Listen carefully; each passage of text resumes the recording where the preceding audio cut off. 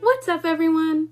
Today I'm doing a rapid review of Tay-Sachs disease, also known as Hex A deficiency. Tay-Sachs disease is an autosomal recessive inherited lysosomal storage disorder affecting the central nervous system. It's caused by a deficiency in the enzyme beta-hexosaminidase A, which is encoded by the Hex A gene. This enzyme is essential for breaking down GM2 ganglioside, a lipid stored in nerve cells within the lysosome. Because of this defect, patients cannot degrade GM2 ganglioside, leading to its toxic accumulation in neuronal tissues. The condition is characterized by progressive neurodegeneration that most classically presents in the first few months of life, after a period of normal development. The classic presentation involves progressive muscle weakness and loss of motor skills, such as rolling over or sitting, occurring between 3 and 6 months of age. Symptoms are accompanied by decreased visual attentiveness and unusual eye movements. A unique and high-yield feature is the exaggerated startle response to noise, also known as hyperacusis. Alongside this, a characteristic cherry red spot is observed in the fovea centralis of the retina during an ophthalmologic exam. This finding is present in virtually all affected infants and results from the contrast between the lipid-laden ganglion cells and the normal choroid. Now, while this infantile form is the most classic and severe, it's important to know that Tay-Sachs disease exists on a spectrum. There are also juvenile forms with onset in early childhood, typically presenting with progressive ataxia, cognitive decline, and seizures.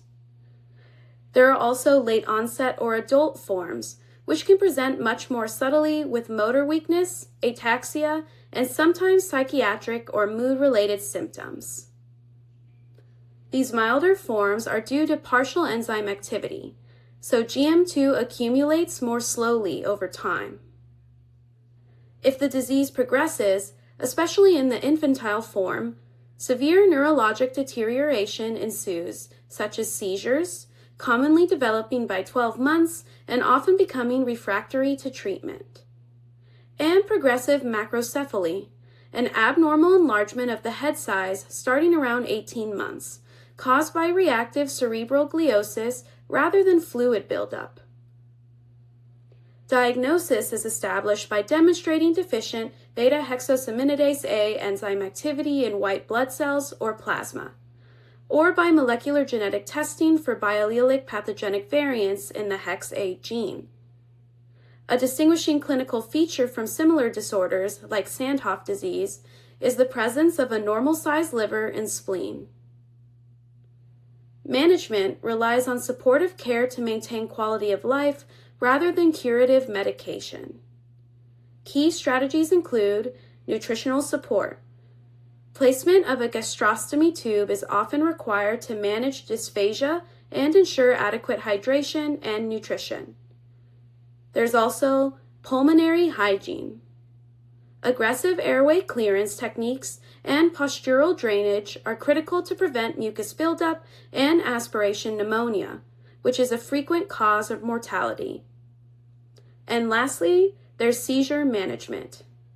The use of multiple anti-epileptic drugs is typically necessary to control the frequency and severity of seizures as the disease advances. And that's your rapid review. Hit that like and subscribe button for more quick study tips, and I'll see you next time.